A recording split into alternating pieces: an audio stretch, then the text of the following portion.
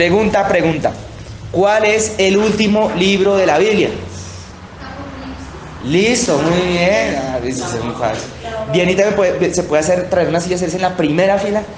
Hoy voy a estar así súper, sí, qué pena obligar, es que no me gusta, pero a veces no siento la necesidad, sí que uno se distrae, se siente tan lejos, la verdad, yo me siento tan lejos a veces. Eso, gracias. Listo, siguiente pregunta. Ahora voy a ir pasando para Heidicita, que es uno de los que no le suelo hacer muchas preguntas de la Biblia. Heidicita, ¿cuántos libros posee la Biblia? ¿De cuántos libros está compuesta la Biblia? Toda la Biblia. Sí, toda la Biblia.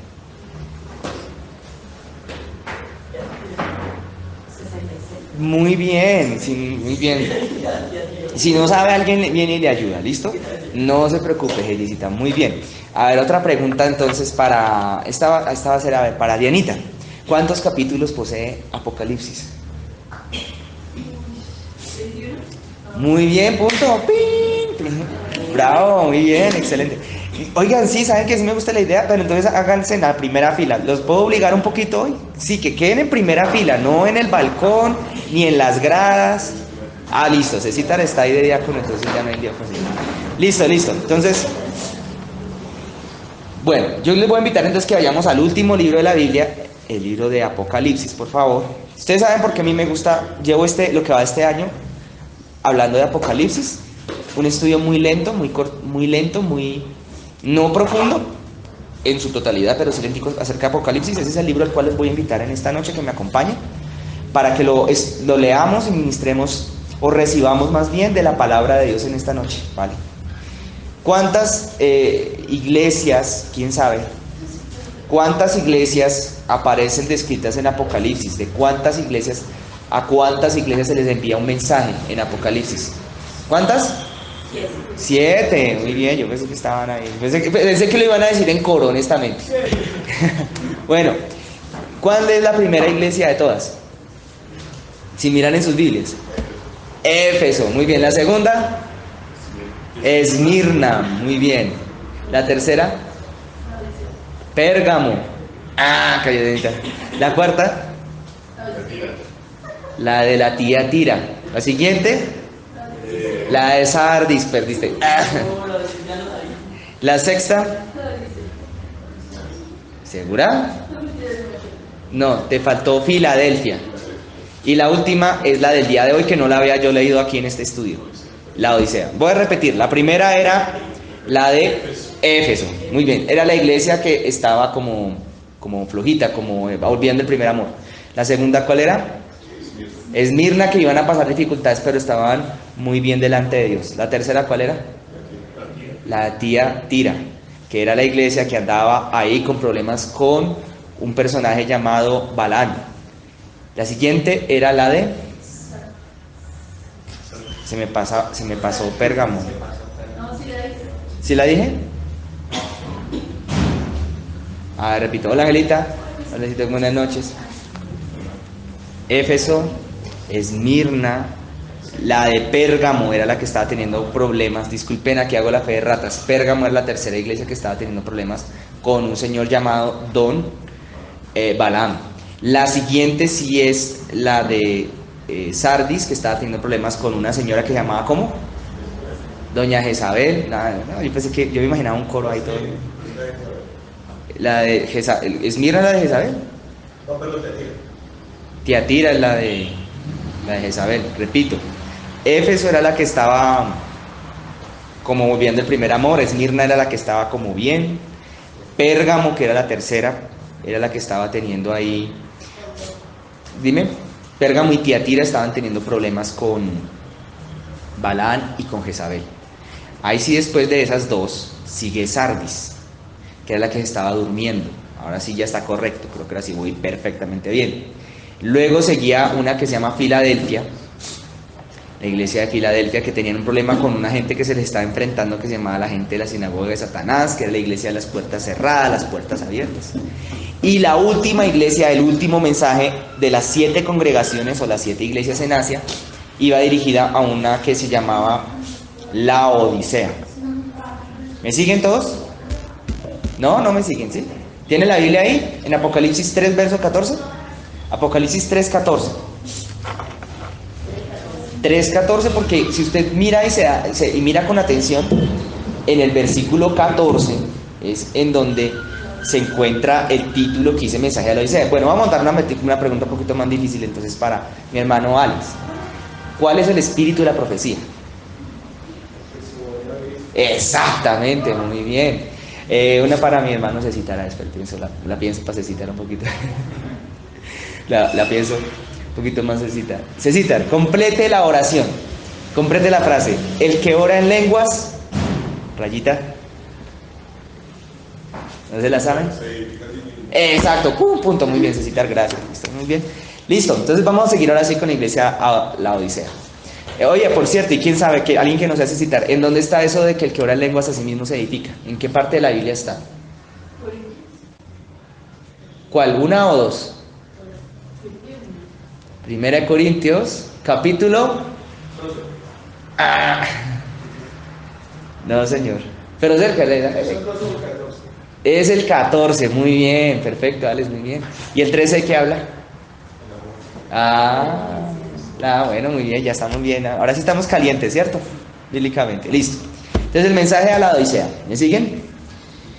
El verso 14 dice, por tanto, y leemos hoy con todo el respeto y con todo el cariño la palabra de Dios, ¿vale? En esta noche. Dice el ángel, y escribe más bien al ángel de la iglesia en la Odisea.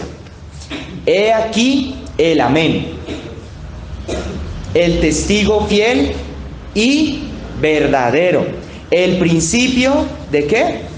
De la creación de Dios, dice esto. Bien, aquí ahora por séptima y última vez, en estos capítulos 2 y 3 de Apocalipsis, el Señor Jesucristo vuelve y se presenta ahora de una manera más especial, de una manera diferente. Y el Señor Jesucristo se presenta inicialmente en esto como el amén. El amén es la palabra que usualmente estaba asociada o se usaba o se usa aún para dar a entender que estoy de acuerdo con algo, pero también significa algo así como que así sea. Por eso es que no es tan sabio eso de decir amén a cosas que no es común decir amén a cosas que no deseo que sucedan, ¿no? Cosas que no se supone que no deben suceder. Sí, como que el que camarón que se duerme se lo lleva a la corriente. Amén, hermano. ¿No? Esas son cosas que no deberíamos usar tan a la ligera, porque cuando estamos diciendo amén, estamos literalmente utilizando el nombre del Señor, el cual sella sus promesas. Por eso es que Él dice que Él es el amén. Es otra manera de decir que en su nombre, que ese nombre del cual Él se está apropiando, es el nombre que da a entender que Él es el cumplimiento de toda promesa de Dios. De que en Él ninguna promesa va a faltar, sino que todas las promesas en Él son sí y son amén, como diría en otra parte de la palabra. ¿Siguen o no? Yo sé que yo hablaré de estas cosas acá, a veces me siento hablando en medio de teólogos, y yo me dio cosas que parecieran que son obvias e evidentes, pero si seguimos nos vamos a dar cuenta que hay cosas que de pronto no son tan obvias ni tan evidentes y que Dios nos puede hablar mucho a través de ellas. Como por ejemplo, ahora lo que dice acá, el testigo fiel y verdadero. Y si bien es cierto que en la Biblia, en el libro del profeta Ezequiel, en el capítulo, no recuerdo versículo tampoco, dice más o menos algo así como, vosotros sois mis testigos. Aquí el Señor Jesucristo está ahora diciendo que Él es el testigo fiel y además ¿qué? Verdadero. ¿Qué significa eso de que Él es el testigo? Cuando Jesús lo explicó. Y eso es muy importante para nuestras vidas, para que nosotros en nuestras vidas dedicamos una vida cristiana y salgamos de ese estancamiento que es la religiosidad, de ese problema tan grave, esa enfermedad tan terrible que es la religión. Cuando alguien es un testigo fiel es porque Jesús, cuando caminó sobre la tierra, Él decía, miren, ustedes me han visto a mí, ustedes no han visto al Padre, pero ustedes me han visto a mí, y el que me ha visto a mí ha visto al que me envió, porque yo soy en el Padre y el Padre es en mí. Y Jesús decía muchas veces, es que ustedes, yo no hago nada por mi propia cuenta, ni hablo por mi propia cuenta, sino hago o hablo lo que veo de mi Padre, porque el Padre es en mí, porque el Padre y yo somos uno. Y siempre Jesús hablaba que Él daba a entender, era el puente entre el Padre y la tierra, el Padre y el mundo. Entonces cuando alguien dice que es un testigo, es porque cuando hay un juicio, cuando hay una citación a descargos en un juicio, se llaman en algunas circunstancias, cuando el juicio así lo requiere, parte del material probatorio para demostrar si alguien es inocente o para tratar de argumentar que alguien es culpable, se citan testigos para que en el juicio el testimonio de testigo tiene que pararse, en algunos casos poner la mano sobre la Biblia y entonces repetir, sí, juro decir la verdad y nada más que la verdad. Y entonces el testimonio cuenta como una prueba, no, puede que no sea la única prueba, pero es parte de ese material probatorio que tiene que recoger un juez, en parte de lo que aporta un fiscal, de lo que aporta la defensa, de lo que aportan. Ahí van los testimonios, y ellos, hay testimonios en contra de Álvaro Uribe Vélez, hay testimonios a favor de Álvaro Uribe Vélez. Entonces después dijeron, no, es que a mí me pagaron para que hablara a favor de Álvaro Uribe Vélez. Entonces eso se llamaría un testimonio falso. Es falso, me pagaron para que dijera mentiras a favor de alguien que probablemente no, era otro cuento. Entonces un testigo es alguien que estuvo presente en unos susodichos, en los hechos de los cuales se está tratando de indagar en un juicio. Entonces Cristo está disponiéndose a él como el testigo. ¿Sí? Hay una frase que había en una familia que yo conocí, muy interesante. Era siempre que había una pelea o una discusión en la casa, entonces las personas, entre ellos que eran todos, pues se decían ser cristianos, entre ellos todos, cuando se empezaban a pelear siempre se echaban en cara, ¿y cuál es el testimonio que usted da? ¿Y dónde está su testimonio? Pero usted, ¿qué me viene a hablar a mí si usted no da testimonio? ¿Y qué es el testimonio entonces? Pregunto yo. ¿Qué es eso del testimonio? Pues fácil. Cristo mismo lo dijo, el testigo fiel y verdadero es aquel que ha podido ver o que ha podido presenciar o que estaba ahí. Pero entonces la pregunta que sigue ahí es entonces el testigo de ¿qué? ¿Qué es lo que, de qué hechos o personas o circunstancias ha sido Cristo testigo? ¿Cuál es el testimonio de él? ¿Qué es eso que él habla? Porque la Biblia en otra parte del Nuevo Testamento, si mal no estoy, lo habla, creo que sí, creo que está en Juan, de que vosotros no recibís vuestro testimonio, dice Jesús algo así, porque no me acuerdo bien por qué lo dice, pero, ya me acuerdo, en Juan 4 dice, porque la salvación viene de los judíos, pero vosotros no recibís. Exacto. Juan capítulo 3, porque el testimonio tiene que ver con aquello que tú pudiste ver o presenciar respecto al reino de los cielos. ¿Cuál era el testimonio del apóstol Pablo antes de ser apóstol y antes de ser Pablo, cuando se llamaba Saulo y no era apóstol, sino de Tarso? ¿Cuál era el testimonio de él? Era perseguidor de la iglesia. Claro, sus actos, sus acciones iban en congruencia con la calidad, cantidad o incluso ausencia del testimonio que él tenía, es decir, de lo que él hubiera llegado a presenciar, ver u oír, porque bien la misma palabra dice, de lo que vemos hablamos, de lo que oímos, de eso hablamos, de los que y testificamos. Pero ¿qué testimonio tenía Pablo cuando perseguía la iglesia? Ninguno. Él basaba sus acciones y su discurso en lo que él entendía en su propia cabeza y la concepción que él había concebido acerca de Dios. Entonces la diferencia entre Pablo y los cristianos de hoy en día, el grueso de los que se llaman ser cristianos hoy en día, pero que no son cristianos porque no tienen al Espíritu de Dios, no es tan grande, la verdad. Porque esa clase de cristianos son de los que yo más he conocido en mi vida.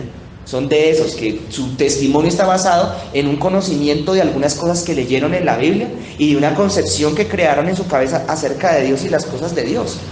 Y en eso basan sus acciones y su vida. Pero ese es un testimonio que ni es fiel ni es verdadero. ¿Y por qué? Porque Saulo de Tarso era uno de esos también. Es decir, entre esos cristianos de hoy en día que llevan ese cristianismo solamente mental, que yo espero que los niños que están presentes acá, dentro de un tiempo, no sé si sea años, pero yo ojalá, espero que algún día tengan un encuentro con Dios de verdad, verdadero, que lo vean y que lo conozcan. Porque es imposible que se conviertan por venir a la iglesia. Es imposible, la única forma tiene que ser cuando tengan un encuentro con Jesús.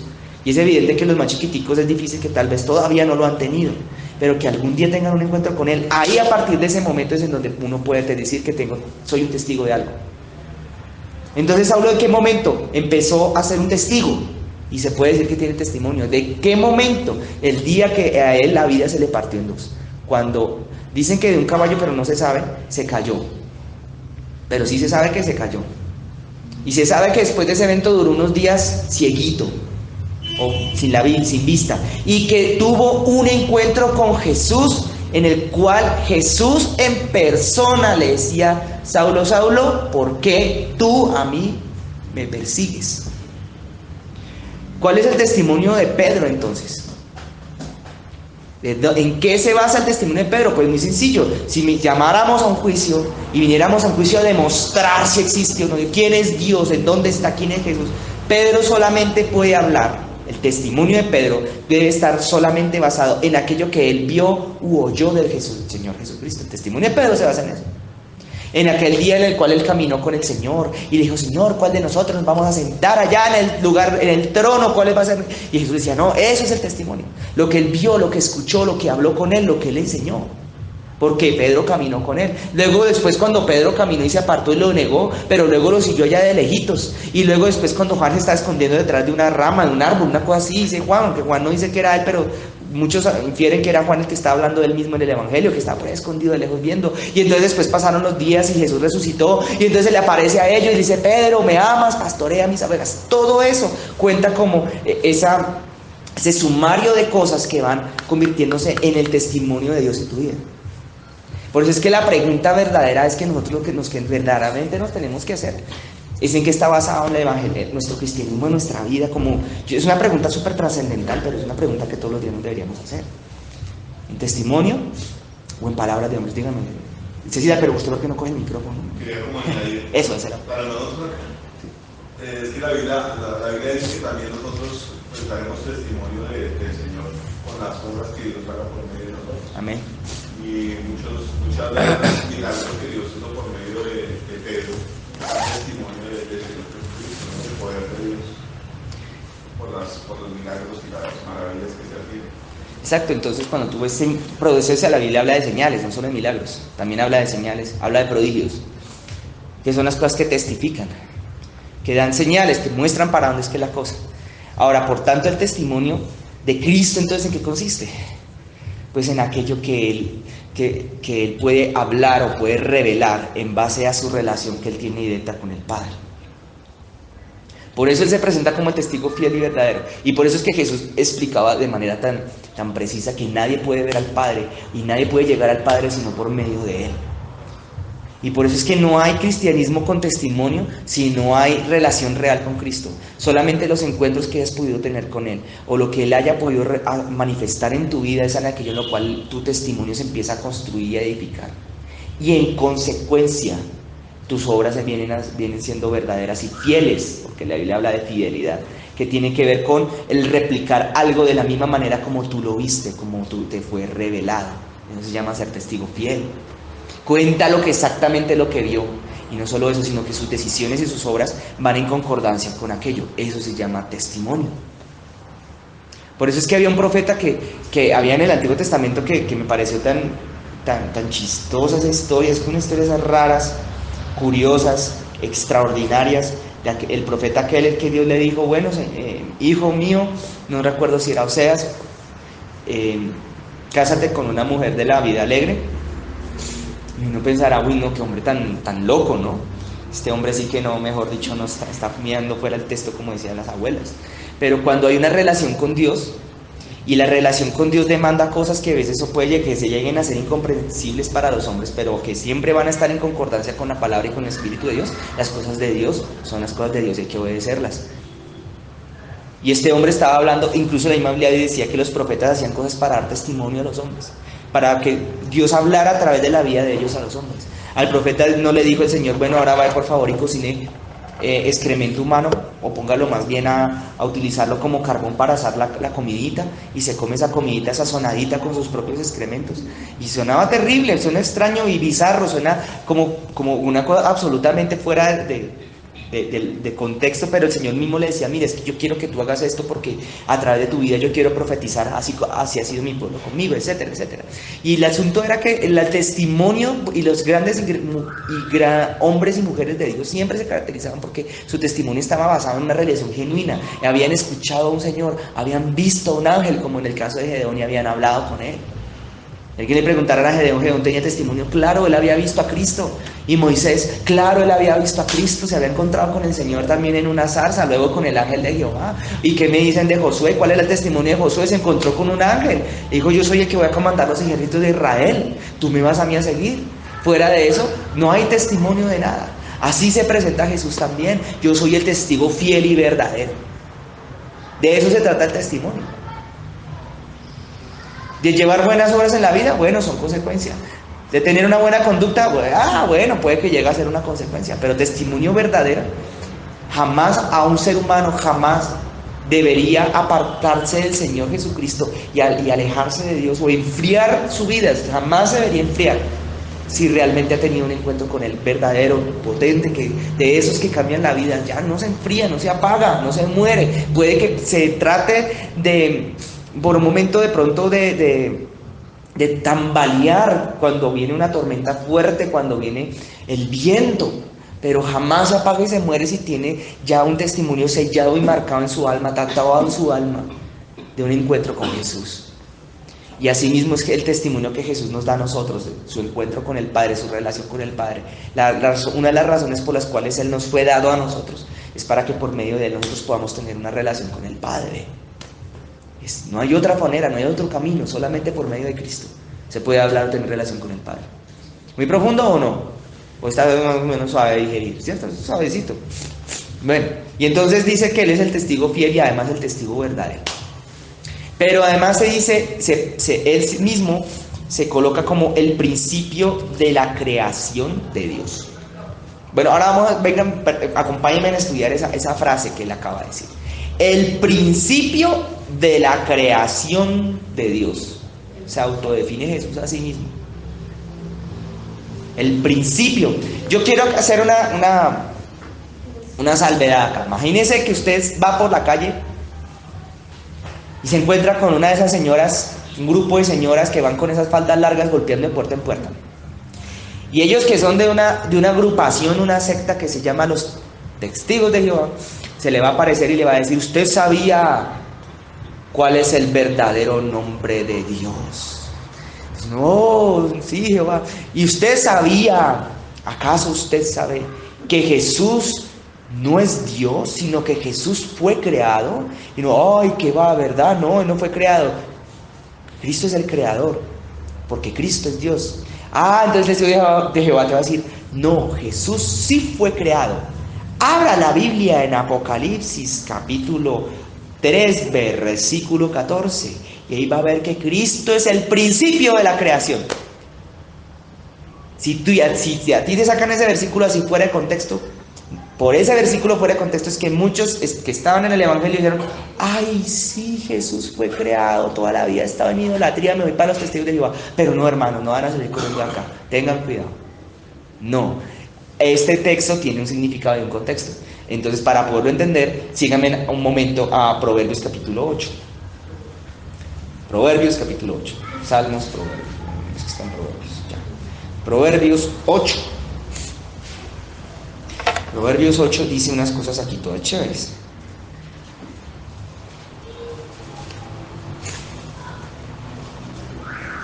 Y versículo 22 de Proverbios 8 nos va a explicar por qué esta palabra que acababa de decir Jesús. Y aquí vienen las cosas más chéveres y más bonitas que tiene el Apocalipsis, bueno, la Biblia en general, sobre todo los libros proféticos. Es que los libros proféticos no se interpretan a sí mismos, solos. Los libros proféticos se interpretan en el contexto de toda la Biblia se interpreta a ella. Y cuando Jesús dijo: es que yo soy el principio de la creación de Dios, estaba utilizando el lenguaje bíblico. Y yo aquí voy a hacer una conclusión, y es que el libro de los Salmos, ¿quién lo escribió? Varios hombres, pero ¿quién fue el que más escribió los Salmos? David se le atribuye. ¿Y quién escribió el libro de los Proverbios? ¿O a quién se le atribuye? Heidicita, ¿usted sabe? ¿A quién se atribuye los Proverbios? A ver, Jason no le preguntaba nada. Jason, ¿tú sabes? Ese hombre no lo conozco, pero bueno.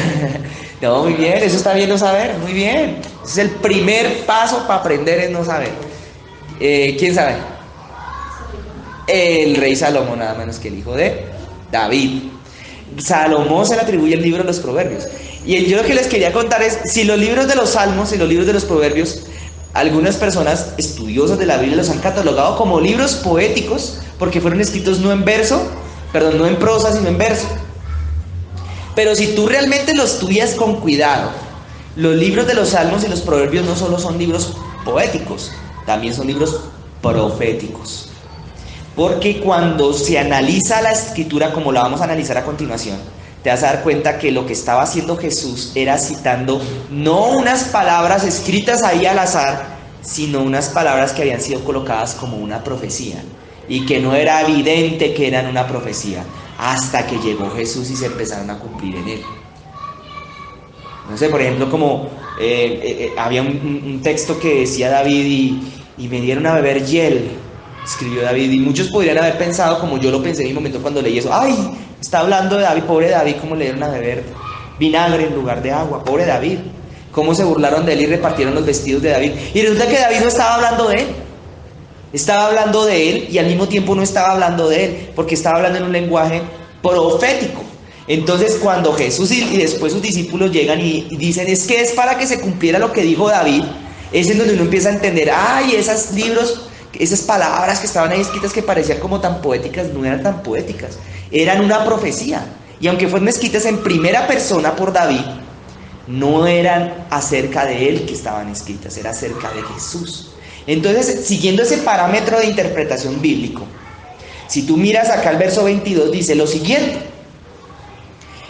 Dice Salomón, supuestamente, ¿no?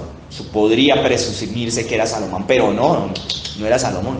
Mire, dice verso 22 de Proverbios 8, Jehová me poseía en el principio,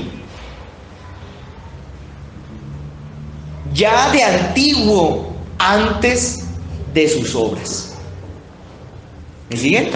Este es el versículo que en el idioma griego koiné, en el que fue escrito Apocalipsis, Jesús dijo, estaba citando este versículo. Si tú lo lees acá y vuelves a Apocalipsis, no se parecen, ¿cierto? El otro decía el principio de la creación de Dios. Y aquí dice, Jehová me poseía en el principio, ya de antiguo, antes de sus obras. ¿Por qué la divergencia en las palabras en español?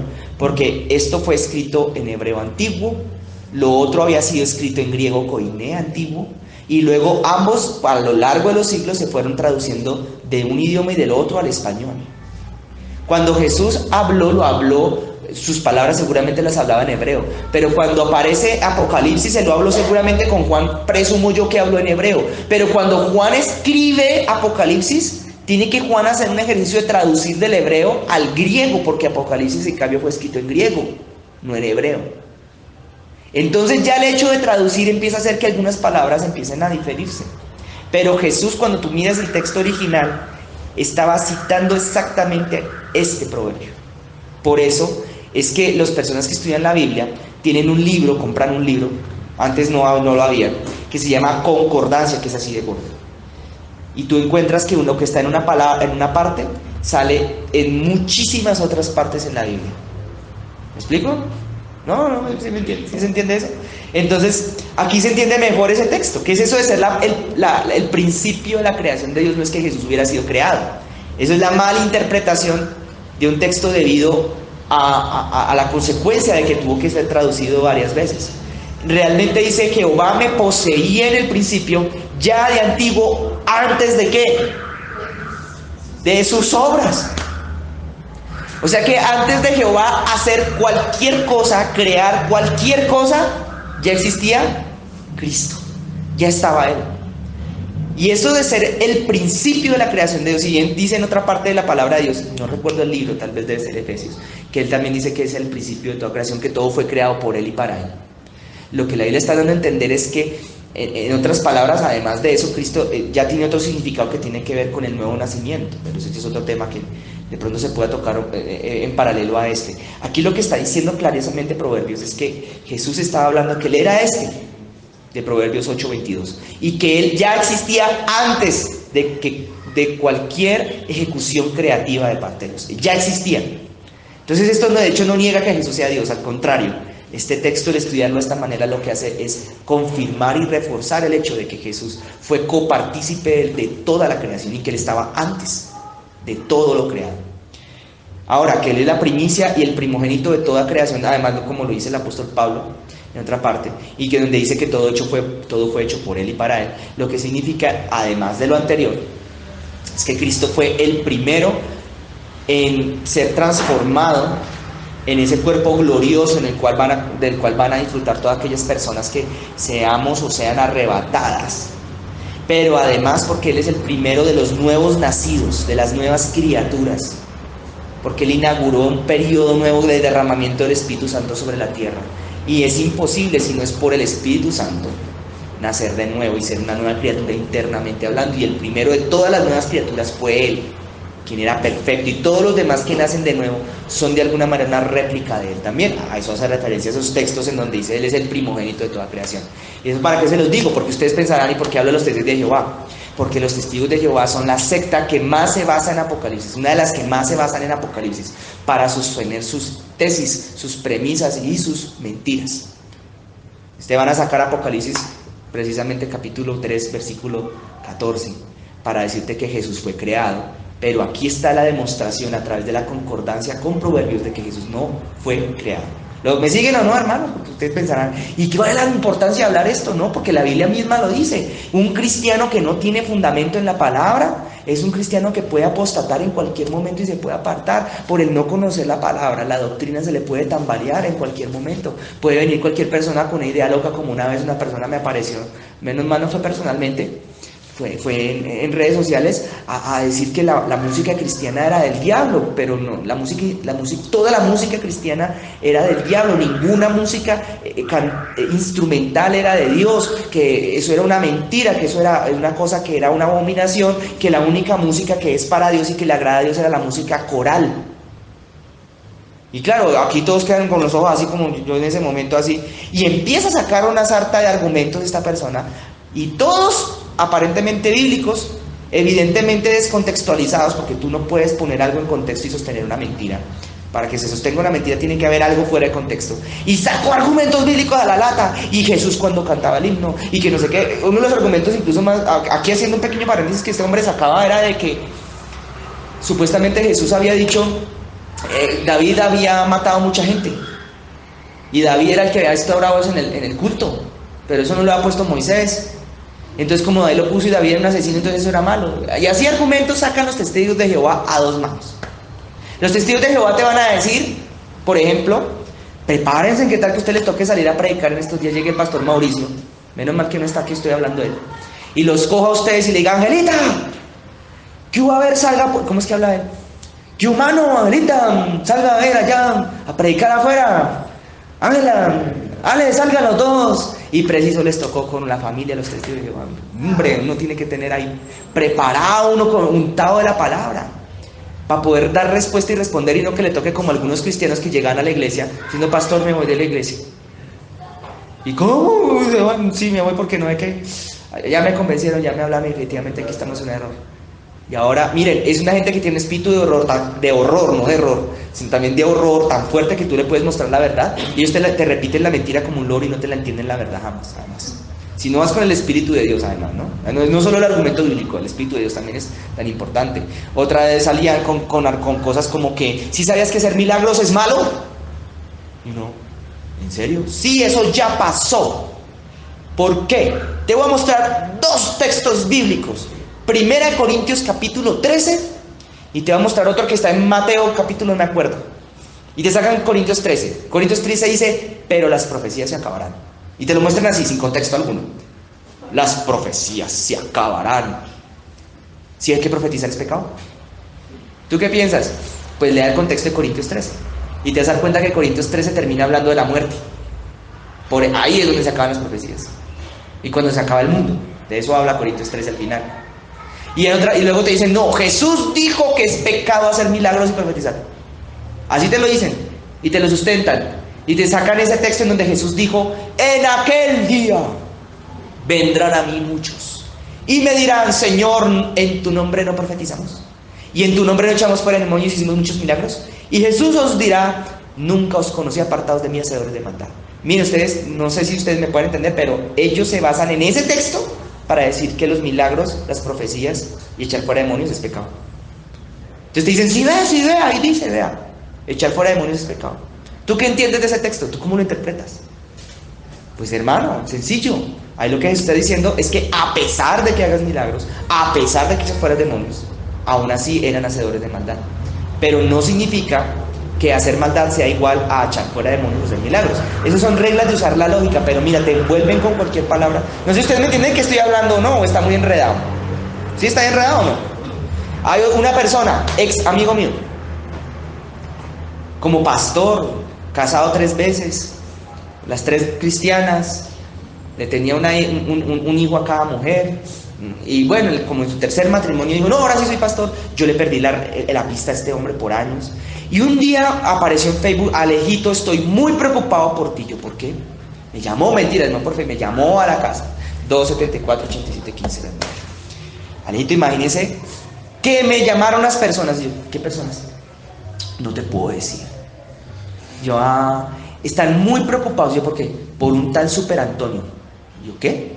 Sí, que está maltratando a la gente en la iglesia y los está pisoteando. Entonces yo, pero ¿qué les está haciendo? ¿Cuál preocupado? ¿Cómo así? Si es que como somos hermanos y yo soy un superhombre de Dios, tengo que decirte que estoy muy preocupado por las ovejitas de tu iglesia. ¿Quién es ese tal Super Antonio que lo está maltratando? Yo le dije, no, amigo, no lo está maltratando. Yo creo que para conocer esto tienes que conocer las 2 caras, las 2 versiones. Aquí nadie está maltratando nada. Lo que pasa es que un día se paró a predicar y dijo que los abominables, los homosexuales y los afeminados no entrarán al cielo, sino tendrán su parte en el lago de fuego y azufre. Y eso no lo dice él, lo dice la Biblia. Y pues ellos se pararon bravos y se fueron de la iglesia, pues qué culpa. ¿Eso de quién habla? Después de ellos. No me hago entender. Y creo que cosa rara, que era una gente un poquito afeminada. Pues eso será lo que estaban hablando mal. Este mismo señor, buenas noches hermanos, bienvenidos. Llegaba y decía, hermano, le tengo la última. Le tengo la última. Dios no habla. El Espíritu Santo no habla. El Espíritu Santo no dice nada. Dios no habla a través del Espíritu Santo. Nada. Eso ya se acabó. Y además dijo, le pido perdón a Alejo por haberle profetizado de parte de Dios. Eso se acabó. Eso es una blasfemia. Yo sí quedé como aterrado. Entonces bota un versículo. Juan, no me acuerdo, Juan 12 algo. Y uno lee Juan 12 pero ¿qué dice Juan? Léalo, vea qué dice, léalo. Y uno va y lee Juan, y si lee el versículo totalmente fuera de contexto, obviamente le extrajo solo la partecita de ese versículo. Juan dice, no hablará. Así lo sacó y lo pegó en el muro, no hablará. Pero si tú lees el contexto del versículo, dice todo lo contrario. Dice, el Espíritu Santo no hablará por su propia cuenta, sino lo que de Cristo y lo del Padre te lo hará saber para que tú lo hables. Pero si tú lo sacas ahí solito el versículo, lo extraes la palabra y dice no hablará. Pues claro, hermano, no, eso no es lo raro. ¿Sabe qué es lo raro? Que arman doctrinas en base a esas cosas, a esas malinterpretaciones, contextualizando versículos bíblicos, y llenan iglesias, y llenan de gente total y absolutamente convencidos de que eso es así. Yo les pregunto por qué razón las personas pueden estar tan convencidas de semejantes brutalidades, como diría mi abuela. Fácil, porque esas personas, al igual que la gran mayoría de los cristianos, y no de ahora, sino de hace tiempo atrás también, no leen la Biblia, no estudian la Biblia. Entonces cuando se les encuentran un versículo de esos, claro, ay sí, pastor, yo como estaba de mal, tiene usted toda la razón, el pecado ya fue abolido, el pecado no existe, tatúenme acá el nombre del anticristo que me voy para creciendo en gracia. No, y uno dirá, ay, qué chistoso, sí, pero es que allá están, eso es lo más chistoso, allá están y así a 2 manos. Y le dicen a uno, sí, yo era cristiano de la iglesia Misión Cristiana, no sé qué, internacional. Yo era de la iglesia Manantial de Fe Eterna. Otros dicen, sí, así, yo soy del lugar de la presencia de Dios, pero ahora estoy aquí en la verdad. Y uno dice, ¿en dónde está la calidad de lectura de la palabra para semejantes mentiras tan absurdas? Para caer en una mentira absurda de ese talante, hay que tener un nivel de ignorancia y de desconocimiento de la Biblia muy profundo. Ese tema, de hecho, es un tema que dan en los seminarios bíblicos, se llama apologética. Apologética, no sé por qué el tema de Apolos, ¿qué tiene que ver ahí Apolos? Que Apolos fue el que fue a la luna. Ah, no, se fue el cohete, la misión. Bueno, en fin, pero apologética es la defensa de la fe, le llaman ellos, la defensa de la sana doctrina. Entonces, cuando no les vengan a ustedes con cuentos raros, con cuentos chinos, japoneses, norcoreanos, hermano, usted siempre revise el contexto de los versículos en la palabra. Siempre revíselos. Una secta satánica en Estados Unidos, no, fue en Brasil, enorme, que hubo en los años 70. No me acuerdo el nombre, pero estaba basada en Filipenses 4. Decía, todo lo puedo en Cristo, que me fortalece. Y con eso hicieron para deshacer, para matar, para asesinar a estos locos. Para que gente en las Guyanas, cientos de personas se echaran cianuro y se fueran a morir. Que decía, todo lo puedo en Cristo, que me fortalece. Si todo lo puedo, todo lo puedo. Pero si tú lees el contexto de ese versículo que está en Filipenses capítulo 4, está hablando de aprender a vivir en necesidad o en abundancia. Y no torcerse. Y no torcerse y aprender a contestarse. Un texto fuera de contexto es un ¿qué? Solo Dianita se lo sabe, por favor, Dianita, dígalo más fuerte. Un texto fuera de contexto es un ¿qué? Por fin, ese era el coro que quería escuchar. Perfecto. Entonces, ahí están todos estos argumentos que les quiero decir para que nosotros entendamos, ¿vale? Ya dicho esto y expuesto el versículo 22 de Proverbios, mira lo que viene en Proverbios 23. Eternamente tuve el Proverbios 8:23. Eternamente tuve el principado. Desde el principio antes de la tierra. O sea que ¿quién está hablando? ¿Salomón? ¿Está hablando Salomón? No, hermanos. Jesús en Apocalipsis dice que Él, es Él, está hablando de Él. Salomón está hablando de Jesús, pero en primera persona. Eso hay que tenerle mucho cuidado porque es una regla de interpretación bíblica. David hablaba en primera persona cosas que le pasaron al Mesías porque David como que tuvo esa visión del Mesías y lo sintió como si fuera Él y por eso lo escribió, ¿no? Cuénteme, hermano, cuéntanos. Es lo que el apóstol Pedro, es que la Biblia es extraordinaria. Sí, amén. Definitivamente la Biblia es su mayor intérprete. Sí. Dice que el apóstol Pedro dice que los hombres de Dios hablaron inspirados por el Espíritu. Amén. Lo que dijo David, orar mis manos en mis pies, a ellos les usaron las manos en los pies, pero a los Cristo sí. Era el Espíritu que hace su obra. Amén. Quiero invitarlos a que terminemos el Proverbios 8, un momento para que veamos esto. Verso 24, Proverbios 8:24. Antes de los abismos fui engendrada, antes que fuesen las fuentes de las muchas aguas, antes que los montes fuesen formados, antes de los collados, ya había sido yo engendrada. No había aún hecho la tierra ni los campos ni el principio del polvo del mundo. Cuando formaba los cielos, allí estaba yo. Cuando trazaba el círculo sobre la faz del abismo, oíd terraplanistas. No hay tierra plana, es un círculo. Eso es otro cuento. Cuando afirmaba los cielos arriba, cuando afirmaba las fuentes del abismo, cuando ponía mar por estatuto, para que las aguas no traspasasen su mandamiento, cuando establecía los fundamentos de la tierra, con él estaba yo ordenándolo todo. Ahora, ¿quién está hablando? Y dice Génesis capítulo 1 versículo 2, y el Espíritu de Dios se movía sobre la faz de las aguas y la tierra estaba desordenada y vacía. Es que ese tema del orden es un tema que tiene que ver mucho con Cristo y con el Espíritu Santo. Y era su delicia de día en día, teniendo solaz delante de él en todo tiempo. Me regocijo en la parte habitable de su tierra y mis delicias son con los hijos de los hombres. Bien, volvamos a Apocalipsis ahora. Si ya dicho esto, aquí expuesto esta parte en la que podemos aquí evidenciar que estaba hablando Cristo y que él era antes de toda la creación. Volvemos a volver a Apocalipsis 3, versículo 14, en donde está Cristo presentándose a la iglesia de la Odisea a través de carta enviada por mano del apóstol Juan. El testigo fiel y verdadero, el principio de la creación de Dios, dice lo siguiente. Después de semejante presentación que no es cualquiera. Ustedes sí se fijaron que en Apocalipsis Cristo, al menos en estos textos, desde el capítulo 2 al 3, en el mensajes a las 7 iglesias, Él no muestra su nombre como Cristo ni como Jesús.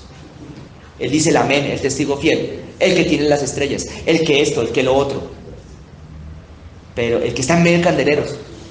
Pero no dice su nombre propiamente dicho, Cristo ni Jesús. Y algunos especulan, estudios de la Biblia, habrá más razones espirituales, pero yo escuché una que era 44 minutos han pasado, padre, pero si apenas estoy empezando, y que decía que los antiguos romanos eran los que tenían que revisar las cartas que mandaba Pablo. Y claro, Juan estaba en su tan famosísimo y nunca bien ponderado exilio en el balneario de la isla de Patmos, y allá estaba él, allá en el exilio, y cuando enviaba alguna carta, pues tenía que pasar por el filtro de la guardia romana o algo así. Él escribía a las iglesias, y claro, la guardia romana no entendían porque seguramente no tenían conocimientos bíblicos, y no eran tan asequibles como ahora seguramente, y decían, sí, está hablando ahí de unas iglesias. Quién sabe quién está mandando la razón. Tuvo una visión por ahí este hombre, seguramente se puso ahí a meter opio, quién sabe, pensarían los romanos, pero la verdad no era esa. Y entonces el Cristo decía en los estudios de la Biblia que tenía que escribir mucho en clave para que los romanos no se enteraran de que era un asunto del cristianismo, debido a que el cristianismo en ese entonces estaba siendo fuertemente perseguido. Además, tú vas a encontrar unos paralelos entre los capítulos que vienen más adelante en Apocalipsis, entre unos conceptos que se van a hablar más adelante en Apocalipsis, y una fuerte crítica a algo que Apocalipsis más adelante le va a llamar la gran ramera, y el imperio romano, y Babilonia y el imperio romano. El imperio romano de esa época tenía unas grandes coincidencias y similitudes, tanto con Babilonia como con el imperio que va a venir del anticristo. Y por eso se podía llegar a interpretar que la carta Apocalipsis era una carta subversiva, antiimperialista. Yo no sé por qué esto me sonó como un acento tan venezolano, iba en contra del imperio. Exactamente, ese asunto era totalmente imperialista porque iba en contra de las prácticas que estaban en ese momento llevando a cabo los yanquis, los imperialistas romanos. Yo no sé por qué me sale el acento así, pero... Y entonces, claro, podría ser tomado como propaganda antiimperialista. Y claro, allá decir en Roma que se es antiimperialista es causal de, no de ir a la cárcel como en algunos países, sino ir al papayo. No se han inventado la guillotina, pero entonces a que lo asesinaran. Entonces tocaba cuidarse mucho de qué se hablaba y de quién se hablaba en carta. Así fuera en carta selladita, porque ya los romanos, Juan otra vez enviando cartas acá a los cristianos, venga a ver qué dice. Pruebas, además de que uno no puede convertirse necesariamente por leer la Biblia, necesitas el Espíritu de Dios. Lo necesitas, es indispensable. Hay excepciones por ahí muy raras, pero en esas excepciones es el Espíritu Santo el que le da la interpretación a la persona que se encuentra una hojita de la Biblia y dura predicando con una hojita de la Biblia por años. O aún mayores que la China comunista, en la que prohibición absoluta. La religión estaba prohibida en el marco de la revolución cultural de Mao Zedong, uno de los más grandes asesinos de la historia de la humanidad, juntamente con Kim Jong-un. Kim Jong-un le queda en pañales a Mao Zedong.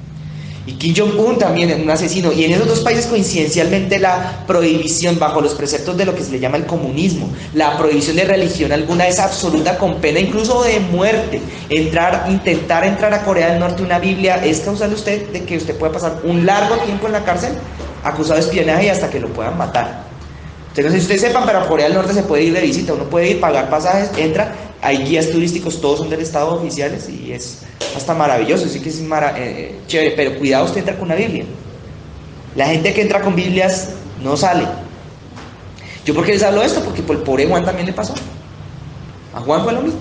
O sea, la diferencia entre el mundo hacia donde va actualmente y lo que era en los tiempos en los que esto fue escrito, cada vez se va estrechando, cada vez va siendo menos. Así que pues yo siento que tenemos que irnos preparando. Si el mundo hubiera llegado a ser comunista, si hubieran ganado la Cuba comunista, su apoyo a las guerrillas latinoamericanas y Occidente se hubiera vuelto comunista junto con Rusia, luego todo el mundo hubiera sido comunista, hermanos, créanme que estuviéramos a un paso de llegar a los días del anticristo. Hay que tener cuidado. Solamente digo que hay que tener cuidado. El mensaje de la Odisea dice ahora en el verso 15: yo conozco tus obras. ¿Cuántas veces dijo Jesús esta frase en Apocalipsis? 7. Yo conozco lo que tú haces. Yo no solamente estoy viendo tu corazón, pilas con eso, yo también conozco tus obras, las conozco, yo las veo en la intimidad, en el secreto, en lo que haces en donde nadie te ve, como dice una canción, como dijo Alejandro Sáenz, cuando nadie te ve, allá yo estoy viendo. Y dice el testigo, perdóname, que ni eres ni frío ni qué cosa. Esta es la mejor. Esta es la parte de Apocalipsis de la que más se ha hablado, porque de verdad que es de una de las que más jugo uno le saca en cuanto a este tema. Le está diciendo, fíjate que le está hablando a la iglesia, ¿no? A un conjunto de personas, pero les dice, escríbele al ángel.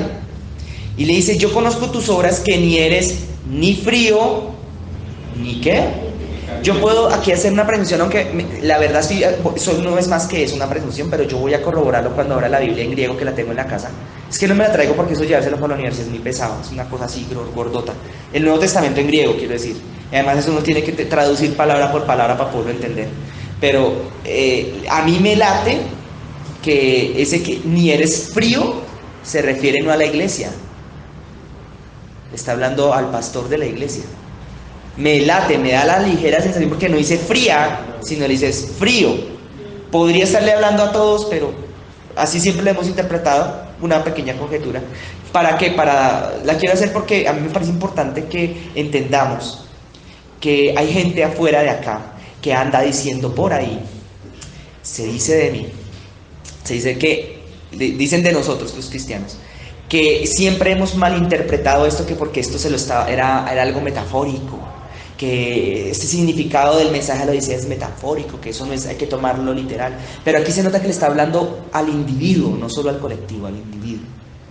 Y lo que quiero ir con esto es por lo que viene más adelante. Es que yo noto que le habla al ser humano en individuo y no a una iglesia solamente. Le está diciendo, no eres ni frío ni tampoco eres caliente. Esto me gusta a mí mucho porque es uno de los diagnósticos que hace más peligrosa una enfermedad en cuanto a un cristiano. O sea, un cristiano de los enfermos, si está reenfermo, se enfría. Y es más fácil atenderlo y encontrar la solución y la salida. Pero cuando un cristiano está tibio, es muy difícil de autodiagnosticar y por ende de arrepentirse. ¿Me entienden o no? Mire, la persona fría sabe que está separada de Dios. La persona fría dice, sí, yo estoy mal, no quiero ir a esa iglesia porque yo sé que estoy mal. Me quemé, me toteé, se me saltó la chispa, no quiero hablar con el pastor, ya. Pero el que está tibio es más peligroso, ¿saben? Porque el tibio cree que anda bien, pero no ama al Señor, no lo está buscando, no está detrás de Él, no tiene ni relación con Él. Su relación con Él se le volvió un mero afecto y una mera cosa restringida a los tiempitos por ahí en los que se reúnen con los hermanos en la iglesia para cantar y para orar. ¿Me entienden cuáles son los tibios? ¿Ya me entienden? ¿Sí se entiende o no? Hermano, tengan cuidado, porque cuando uno está empezando uno jamás debería pasar por eso. Pero eso es típico de la gente que está acabando, que ya lleva mucho tiempo en esta tierra y se empiezan a enfriar, y empiezan a ir con una indiferencia toda loca, con una cosa que todo le da lo mismo, y que todo como que igual, y como que las cosas de Dios no le apasionan, como que las cosas de Dios como que ya no le llaman la atención, como que se empieza a ver como que todo fuera lo mismo, como que su vida se vuelve un gris. Y empiezan a lanzar pensamientos como los siguientes: es que allá todo es lo mismo, es que todo lo mismo es la misma cosa, es que todos los días es lo mismo, es que allá en la iglesia todo es la misma cosa. Y saben, ese tipo de personas que se entibian, empiezan a ver todo lo que ocurre en la iglesia gris, monocromático, porque su vida se está volviendo monocromática y bajo ese lente es que lo ven todo. Una persona caliente es una persona que llega a la iglesia y así haya solamente 2 hermanas y una pandereta, está prendida en fuego en el Espíritu Santo. Entonces el problema no es la iglesia solamente, es parte del problema. Pero el problema de la relación con Dios es un problema individual. ¿Se entiende o no, hermanos? Y cuando el individuo está frío, se vuelve, o se entibia, ya no es un asunto que sea mera responsabilidad de la iglesia, los pastores o los ministros. Sí, a veces los pastores y los ministros tienen que ver. A veces los pastores tenemos una voz arrulladora que hace que todo el mundo se vuelva y empiece a cabecear. Lo admito. Pero hermanos, si cuando uno está caliente, por más arrulladora que sea la voz del pastor, por más inexperto y mal orador que sea el pastor, si está la presencia de Dios en ese lugar, usted está encendido, es en fuego. Y viceversa, si usted está prendido en fuego y usted llega a un lugar en donde aún tuvieran el mejor de los predicadores, de los mejor dicho, que deja en pañales al más grande orador sobre la tierra, pero no está el Espíritu de Dios, usted está incómodo, aburrido y fastidiado y está necesitando la presencia de Dios y le va a hacer falta la presencia de Dios. ¿Me sigo o no? Es que la religiosidad tiene que ver con andar tibio, no con andar frío. La religiosidad fue el cáncer más dañino que ha afectado desde el principio a la iglesia de Jesucristo, desde los tiempos bíblicos. La religión, el caer en formalismos, en justificación, autojustificación, en que ya yo soy buena persona, yo soy chévere, soy aquí ando bien, y ando relajado, y me relajo, dejo de buscar. Un motor, la única forma en que esté caliente es cuando está operando, cuando está echando para adelante, cuando se acelera. Cuando un motor se desacelera, el motor se enfría, y si se apaga, se vuelve totalmente frío. Pero si tú lo dejas al ralentí, ¿saben qué es eso, no? Lo dejas ahí en las revoluciones mínimas, es como cuando uno se pone tibio. ¿Me siguen, no? O sea, ahí está prendido, pero está tibio. Es como las antorchas que están humeando. Ahí uno la toca y hasta se quema, una antorcha humeante. Pero si la toca, pero no alumbra nada, no sirve de nada. ¿Usted sabe cómo quiere saber usted una de las maneras para usted conocer si usted está caliente o está tibio o está frío? Mire, la opinión que tenga, el impacto que haya tenido en su vida, en su entorno. Yo lo digo por eso porque yo lo viví por años, pero los reaños, los reaños. Y es así de simple. Ahora, el Señor, después de este texto, de esta, ¿cómo le llamamos? De esta petición, de este diagnóstico, más bien, dice que ni eres ni frío, ni tampoco caliente. Ahora sí viene una petición. ¿Cuál es? Ojalá fueses uno de los dos. Ese ojalá es como queriendo decir, mire, yo sé que ser frío es malo, pero, mano, yo me aguanto más al frío. Al menos el frío sí se deja tratar más que tú, porque es que tú crees que andas bien, pero tú realmente te estás volviendo cristiano a tu manera. Es el cristiano tibio. Esa es la iglesia lo hace, la Odisea. Los que son cristianos a su manera, con el pie adentro y el otro afuera. Y diría la canción, pero son unos cristianos, ¿pero de qué? ¿Es un ser cristiano de qué?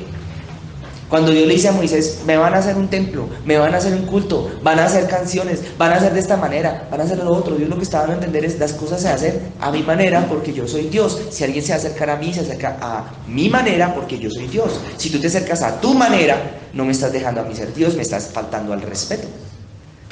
Y les digo esto porque tú pensarás, ay no, Alejito, esto ¿cuántas veces no lo ha predicado Mauricio acá en la iglesia?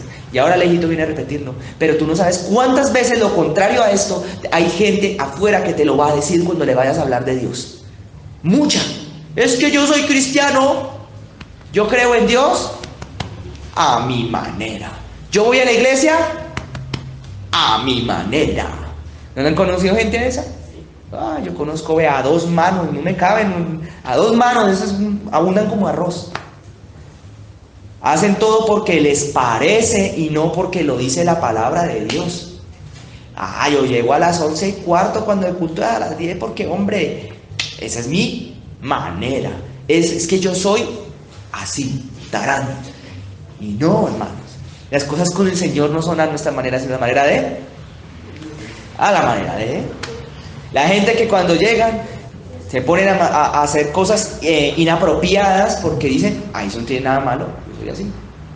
Cuando una vez a mi esposa la invitaron a una reunión en una congregación muy reconocida, grande, tienen un auditorio gigante, ¿no? Bueno, habían varias cosas que podrían llegar a ser objetables de parte de nosotros respecto al culto, a la forma como dan la palabra, al show y las luces, esas cosas que nosotros no estamos tan acostumbrados acá, la verdad. Porque el Espíritu Santo no nos ha jamás puesto en esas vainas de volver el culto un show. O algo, es decir, algo que trate de llamar la atención de la gente. Pero sí brillaba, para mi esposa era muy curioso ver la gente que estaba atrás, en la parte de atrás del templo, junto con ella dándose besitos, hablando, cuchicheando, haciendo cualquier tipo de cosas, de bobadas. Era curioso el tema de los besos apasionados, esos estilo francés que se daban una parejita allá atrás, y mi esposa decía fastidiada, porque ella cuando algo le fastidia no puede disimular ni 5. Entonces ella era una cara de, qué fastidio esta gente. Pues resulta que eran los líderes del grupo de los jóvenes. Y me decía, por Dios, y esto es, porque se trata de ser tibio, de que uno puede que sea el super líder, le hayan colocado en un cargo de eminencia, sepa hablar, sepa enseñar Biblia, pero si su vida está tibia y jamás tiene cómo darse cuenta, podría estar en una situación de esas y jamás haberse dado cuenta. ¿Y cómo lo detectaba ella? Por el fruto. Fácil, estaban adorando. Y no se les veía amor por Dios, pero era por ningún lado amor hacia Dios. Charlando de otras vainas, hablando de otras bobadas, cosas banales. Ella decía, qué tristeza, cuántos, y así están los líderes, ¿cómo serán nosotros, Padre? Uy, Señor. Bien, continuemos. Verso 16. Pero por cuanto tú eres un tibio, pero no eres ni frío ni caliente, el Señor dice, te vomitaré ¿de dónde? Te vomitaré de mi boca. Quiere decir que aún te tengo adentro. Pilas. Estás conmigo, eres salvo, estás en mi presencia todavía, no te ha abandonado mi espíritu, todavía de ti he tenido misericordia y no he apartado mi mano sobre ti para tu favor. Pero un día de estos me van a dar arcadas, me van a dar, ¿cómo se llama eso? Cuando náuseas, y voy a empezar a hacer así. Ten cuidado, cambia. Porque todavía estás a tiempo. Todavía estás a tiempo para salvarte. No sea que te pase lo que me pasó hace 8 días a mí en la mañana. Que le da el patatús ahí y si lo coge en la ducha, como a mí, peor, porque lo van a tener que ver los médicos encuerado. Sí, ya alcancé a pensar, me aguanté el dolor, pero me vestí. Yo dije, aquí si me toca acá. Bueno, no lo alcancé a pensar en ese momento. Pero yo dije, ¿qué tal le pasa a uno algo? Y uno nunca sabe a qué hora le va a tocar, hermano. Jamás. Por más saludable que uno se vea, por más joven que uno esté. Qué tristeza que tenga que llegar mi abuelo, el papá de mi mamá, a pasar arriba de los 80 años para que empiece a hablar ahí y decir, uy, sí, mijo, porque en cualquier momento uno se muere, mijo. Después cuando dije, abuelo, deje de hablar así. Deje de hablar así. Uno debería hablar así, es toda la vida. Usted deje de decir eso ahora sí que ya tiene más de 80. Cuando tenía 60, 50 y sí no lo decía. No, uno debería andar con esa humildad toda la vida. Oiga, sí, cualquier día esto me muero. Ya como estoy viejito, tengo que arreglar mis cosas. Usted sabe que ahora sí me tengo que cuidar. ¿Cuál me tengo que cuidar? Tengo que cuidarme toda la vida. No sabe si mañana, no sé si mañana me toque. Hermano, ¿eso es así? O peor aún, como decía mi esposa, imagínese usted que se quede dormido y diga, ay no, no voy a orar, está muy tarde, estoy muy cansado. Y el cerebro empieza a hablar y dice, ¿qué tal que el Señor venga? No, eso es así.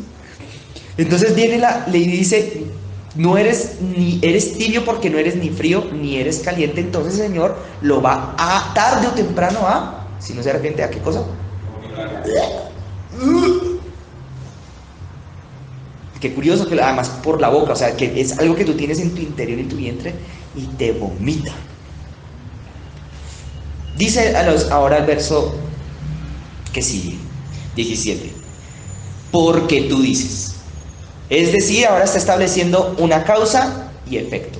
Está dando el efecto, el resultado, y ahora va a decir la causa. ¿Por qué eres tibio? ¿En qué consiste tu tibieza? Bueno, además de lo que ya hemos explicado y disertado. ¿En qué consiste? Mire, porque su merced dice, 2 puntos. Escuche con mucha atención, querido hermano y hermana, que están acá profesionales. Querido hermano o hermana que me escuche en las naciones de la tierra a través de esta grabación, que tengan un trabajo estable, un contrato laboral, o sean empresarios. Escuche, hermano o hermana, que se ufanen de que Dios los ha bendecido en la vida porque les dio un trabajo. Hermano o hermana que crean que ustedes tienen la vida arreglada porque están viviendo en un país del primer mundo. No se confíen de eso, porque dice, yo soy rico y me he enriquecido. De ninguna cosa tengo que. Exacto. Mire, característica número 1, 2 y 3 de las personas tibias. Creen que son ricos, creen que lo que tienen lo han logrado por su propio mérito, por eso dice me he enriquecido. Y además dice, ¿necesidad de qué? No tengo necesidad de nada porque yo aquí estoy bien, yo estoy bien plantado, a mí déjeme tranquilo, a mí no me venga con sus correcciones, pastor, que yo aquí estoy es bien. ¿Entienden o no? No tengo necesidad de nada. La gente que, voy a hablar en el contexto meramente de la riqueza, pero la gente que se cree que tiene riquezas, Jesús habló de ellos y decía, es difícil que entren al reino de los cielos. Es difícil, más no imposible. Pero sí es difícil, les toca humillarse mucho. ¿Por qué? Porque el rico le cuesta trabajo, aunque al pobre también, pero es que el pobre y el rico suelen ser orgullosos por parejo, eso es una característica más bien humana. Pero mire que el pobre a veces le es más fácil, cuando es sometido a mucha presión, aprender a doblegar el alma al punto en que es capaz de soltar la confianza que tiene en las circunstancias terrenales, aprender a depender directamente de un milagro de Dios para vivir. Eso significa una persona que no se ha enriquecido y que sí tiene necesidad, que así tenga lleno las arcas de las bodegas de Egipto, comprende que esas arcas las llenó Jehová y que en un abrir y cerrar de ojos Jehová se las puede quitar, y que si hoy están llenas de bendición, de vino, de mosto, de trigo, mañana puede que no los haya, que venga una plaga y los acabe en un segundo, si Jehová así lo permitiere, y que si hoy tiene plata, mañana no sabe si la tiene, porque de que mañana la tenga depende solamente de su Dios. Una persona que se haya ganado 4 Eurocopas, que se haya ganado, casi ganado uno que otro torneo mundial, que sea como el señor James Rodríguez, no voy a hablar de don James, el que habla un poquito así, que tiene plata a más no dar. Una mujer como la señora Shakira Meverak, su primer disco que sacó se hizo como 40 millones de dólares. Es una cifra que para pasarla a pesos ni siquiera cabe en ceros. Ya se me sale la dimensión de el número de ceros que hay que poner, como 12, como 11 ceros, 10 ceros. Unas cifras de dinero absurdas que jamás, por más de que gasten, se las van a acabar. Por más y casada con un señor que además de eso gana en euros unas cantidades absurdas al año. Ganan millones de euros al año jugando fútbol. O sea, yo, de verdad, señores, como es gente que entra en esa categoría cuando son cristianos a veces, ¿saben? Ahora, no se necesita ser hipermillonario para ser un tibio. Se necesita tener la confianza en lo terrenal. Y que tu tranquilidad se base en lo que tienes o no tienes terrenalmente hablando, denota síntoma de tibieza. ¿Me entienden o no? Es más, también es tibieza cuando tu tranquilidad se te va, cuando lo terrenal desaparece. Es lo mismo, porque al fin y al cabo estás dependiendo o estás confiando en lo terrenal. ¿Me entienden o no? Ay, no me entienden. Es que yo le digo porque ¿qué tal que a ustedes les haya pasado? Cuando le entra la terronera de que van a hacer reestructuración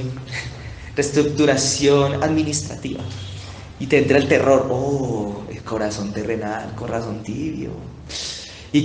Pero si en cambio tú sientes confianza en tu Señor y dices, no importa, mi Señor me va a sostener, mañana será otro día, ¿qué vas a hacer? Y el día que te amenacen y te digan, ¿sabes qué? Es que te voy a echar, hay mucha gente detrás de ti, si no te gusta, pues entonces vete. Y te amenazan y tu corazón se angustia porque no vas a tener sustento, corazón tibio. Pero si tu corazón está tranquilo y dice, no importa, Jehová Dios me proveerá el día de mañana, así como proveyó a sus hombres antiguos, así como le proveyó a Elías o a Eliseo, me va a proveer y me va a sostener. Ese es un corazón, ¿cómo? Caliente. ¿Se entiende o no, hermanos? ¿Se entiende? Es que de verdad uno mira y uno dice, no, claro, los cristianos no deberían caer en eso, pero con la primera gente que está corriendo para todos los estrellarse los unos contra los otros son los cristianos, cuando el problema económico se vuelve una locura, cuando la economía se cae. Y los primeros que andan confiando en lo que tienen a veces terminan siendo los mismos cristianos. Mire, es que yo tengo plata, yo estoy bien, aquí me he enriquecido, he trabajado, he llenado mis carcas, bendito sea Dios, pero lo lograron bajo sus propios méritos. Y entonces dice el Señor, no, ustedes son unos tibios, porque dicen, me he enriquecido, soy rico y no tengo ninguna necesidad. ¿Sabe cuál es la característica en cambio de la gente que está caliente espiritualmente? Póngale, soy pobre, no tengo nada y necesito, Señor, te necesito, porque entiende que Él es su proveedor. Quiero hacer un paralelo, aunque no es que sea cristiano, pero hay un señor, no sé si los niños lo deben conocer un poco mejor, no, más chiquitos no, se llama Keanu Reeves, ¿no? ¿Quién supieron de él? ¿Sí vieron lo que le pasó? Bueno, Keanu Reeves nada más y nada menos que liberó la Matrix, o sea, participó en una película que llamaba Matrix, Sí, sí. Y en una guerra contra los humanos, entre los humanos y las máquinas, que creó la paz entre los humanos y las máquinas. Bueno, después de esa película, había hecho otras, Keanu Reeves se volvió un hombre inmensamente rico. Y durante el rodaje de las películas, no sé si ustedes vean las películas de él, no sé si las vieron. Cuando estuve en Neiva, por ahí estaba el pastor Toñito, por ahí un ratico vi con él una de esas. Y estaba, que dieron una escena y salían las máquinas y las cosas. Y salía Keanu Reeves en todas las películas. ¿Sabe cuál es la aparición de ese hombre? ¿La han visto? Es así, más o menos así, esperen un momento. Así. Ni sonríe. Si sonríe es más o menos así. Y sale la escena que hace así, Dios es malo. ¿No? Y luego esquiva las balas y esas cosas. ¿Sí se acuerdan? Ese hombre se volvió famoso y toda la película era todo el tiempo así serio. Y unas gafas negras. Todo el tiempo. Mire, póngale cuidado. Ese señor se le murió la esposa, se le murió la hermana, tuvo una tragedia familiar terrible, ese señor se le murió. Y desde que se le murieron la esposa y la hermana, no me acuerdo si también la mamá, se le murieron la gente con la que él vivía. El hombre quedó tan deprimido que lo que él hizo, dijo, voy a terminar las películas.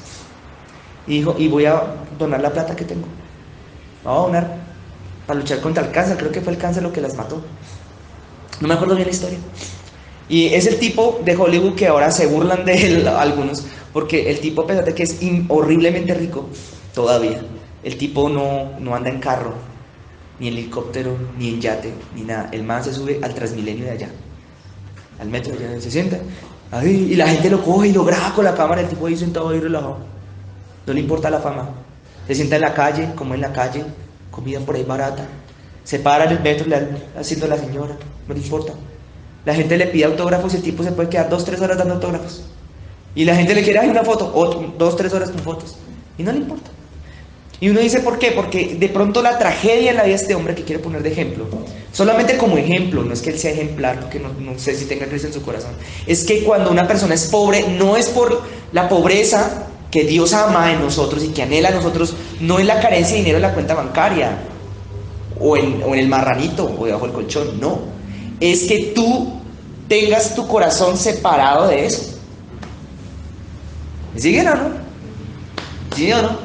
Mira, una época que Dios me empezó a formar a mí, no como para bendecirme económicamente tal vez, pero sí para bendecirme en cuanto al llamado al ministerio. ¿Les comparto una historia mía o...? ¿Sí? ¿Me permiten 5 minuticos o no quieren? Ay, deje. Mire, llegaba una vez, a mí me tocó, esa historia la sabe Toñito porque el mismo Toñito una vez acordaba y nos poníamos a charlar de esas épocas cuando yo estaba más joven. Y llegaba Toñito y él sí se acordaba. Y decía, Alejito, yo sí me acuerdo de esa época, claro, ¿se acuerda, Alejito? Sí, yo sí, Toñito, esos días en los que yo vivía por allá en la calle 147 con Carrera Novena, con Avenida Carrera Novena. Y habían los días en los que a pesar de vivir en la 147 con Novena, todos dijeron, ay, pero eso está tóxico, sí, pero está tóxico, y todo yo daba sin plata. Y allá yo sí me acuerdo que yo llegaba y decía, bueno, es que era chistoso porque había gente que yo notaba en esa época que hacía acepción de personas conmigo, o sea, me trataban mejor a mí porque yo vivía ahí. Y no tenían ni idea que yo era un pobretón, yo andaba arrastrado en esa época. Mis zapatos hablaban y todo el cuento, tenían ahí la boca. Pero ellos no, ay, vives en Cerritos, ay, ven, te invitamos a la reunión y me invitaban por allá a comer y cosas chistosas. Era re loco, y cuando la cuenta yo no tenía plata y todos sacaban americano. Y yo, no, yo no voy a comer, tranquilos. Y es chistoso. Hola, y yo me caminaba a eso hasta Oraves, me acuerdo. Hay reunión en Oraves, yo decía, bueno, yo sabía que en Oraves al menos el pastor Toño o el pastor Pablo me iban a dar para devolverme para la casa. Y allá yo me caminaba. Y hasta que me tocó los domingos, entonces yo decía, bueno, culto, allá los cultos eran a las 9 de la mañana, a veces a las 8. Una época empezaron a hacer cultos de 7, pero cuando eran a las 9, listo, me gastó 1:45 minutos caminando esas 200 cuadras, perdón, 147 a la 36, son 150 cuadras más o menos. Pues me las camino en 1:40, a veces me gastaba 2 horas, llegaba 15 minutos tarde, sudando. Y robo acá, me iba a las 6 de la mañana, 6, 7, 8, con 2 horitas y media de anticipación. Ahí me iba caminando. Y en esa época el Señor me hablaba. ¿Dónde me hablaba más? Ay, caminando. Y yo veía por ahí los carros pasar, veía los aviones por arriba, veía el tren de la Sabana pasar porque era domingo. Y yo decía, ay, Señor, algún día, Padre, algún día cuando tú me bendigas económicamente, voy a volver a caminar. Para que no se me olvide, Señor, que tú eres mi proveedor, que tú eres mi sustento, Señor. Porque ¿sabe qué, Señor? Yo le estoy cogiendo es cariño a esto. porque esto para mí no es una carga, es algo chévere, Señor. Vea tan bonito, y veía que yo me caminaba eso, y yo llegaba allá a la iglesia, y allá me recibían, y no, mijito, venga, tenga desayuno, venga, no sé qué, y con qué cariño y qué cosa. Y uno pensaba en esa época, no, los frutos van a llegar de inmediato, no, los frutos tardan, pero llegan. El resultado tarda, pero llegan. Si a usted le tocó alguna vez llegar caminando al trabajo, a algún lado, gócese, alégrese, que tal que Dios en el futuro lo vaya a usar a usted. Lo va a poner a usted como ministro, ministra de la palabra, o a predicar, o quién sabe qué otra cosa, alégrese. Y eso es la historia de ser pobre, la verdadera pobreza de espíritu que dijo Jesús en Mateo en el Sermón del Monte. Bienaventurados los pobres de espíritu, porque ellos heredarán el reino de los cielos. Pobre espíritu es que usted no se tiene a persona de nada, ni su propio cuerpo aún son suyos. Nada, todo le pertenece a su Señor. Y si usted tiene $1.000 millones en su cuenta, eso ni un baloto, pero bueno, supongamos, $1.000 millones, o tiene pinches 1.000 pesos en su cuenta, hermano, gócese igual y sea igual de feliz, y verá que usted va a estar listo para que Dios lo bendiga. El rico, ¿cómo es? No, aquí tengo mi plata, estoy tranquilo, no me la toco, cuidado, me mira mi plata, estoy tranquilo. ¿Me entiende o no? Es menos desprendido. Cuando lo roban, uno habrá quien dirá, ay, a los cristianos no nos roban, es que a ti te falta fe. No, hay gente que la roban y Dios a veces lo permite, a ver cómo reacciona, a ver si se angustia y se vuelve una fiera y se pone bravo y de mal genio y empieza a renegar, o dice, pues bendito sea Jehová, Jehová Dios dio, Jehová Dios quitó, bendito sea el nombre del Señor. A ver, reacciona. ¿Sabe cómo reacciona el pobre de corazón, el pobre espíritu? Dice, bueno, me lo quitaron, ¿qué le vamos a hacer? ¿Sabe cómo hace el rico? El rico de espíritu, el que el Señor repudia. Se pone furioso, se pone bravo, dura una semana amargado, le hace el reclamo al Señor. No sé si ustedes me entienden, ¿cómo reaccionan ustedes cuando los roban? Pónganse a pensar. Es que no los han robado. Entonces no han vivido en Bogotá los últimos 30 años, 20 años. Bueno, vamos a continuar. Y a dar finalización a este sermón. Y el Señor le responde a la persona rica, enriquecida y que no tiene necesidad de nada. Le dice que tú no sabes, que tú eres un desventurado. Además de eso eres un miserable. Esa palabra porque me suena tan... Voy a decir un miserable. Eres además de eso un pobre. Además de eso eres un ciego. Y además de eso, desnudo. Todo eso, sarta de cosas le dice el Señor a las personas tibias, que tanto, es que ese es el prototipo puro del fariseo. Creen que se las saben todas y que las tienen todas claras, y no tienen nada en realidad, ni saben nada, que en cualquier momentico el Señor se lo puede quitar. Además, hay gente así que se gradúa de institutos bíblicos, esos son buenos, no quiero hablar mal, institutos bíblicos son buenísimos, maravillosos, y hay gente que se gradúa de ahí, pero yo sí conocí gente rara, se graduaba y se creían ya pastores por haberse graduado en instituto bíblico, se creían los super ungidos de Dios porque tenían una especie de título. Miren que eso en el mundo de la música yo lo viví tanto, no como músico, sino como gestor cultural. Había gente que tenía cargos altísimos y era una prepotencia y una bobada. Algunos de ellos a veces cristianos. Y una bobada y una prepotencia y una cosa. Y Dios dice a esa gente, usted no tiene ni idea que es un pobre, desnudo, ciego, miserable. Usted no tiene la más mínima idea. Dios dice a esas personas eso, les diría eso si los tuviera enfrente. No tienen ni idea. Esa gente que dice, usted no sabe quién soy yo, yo les diría, usted no tiene ni idea quién es usted más bien. Es en serio. Usted no sabe ni quién es usted, que es un desventurado, un miserable. Ahora el man de que usted no sabe quién soy yo, ahora que es que se va a presentar para el consejo, era para la alcaldía. Para el consejo. Yo no quiero votar por ese. Ahora dice, ¿usted sí sabe quién soy yo? ¿Es que dice ahora la lema? ¿Sí? ¿Es esa? No, hombre. ¿Qué es eso? ¿Qué es esa vergüenza, hombre? ¿Qué es eso? ¿Qué mundo estamos?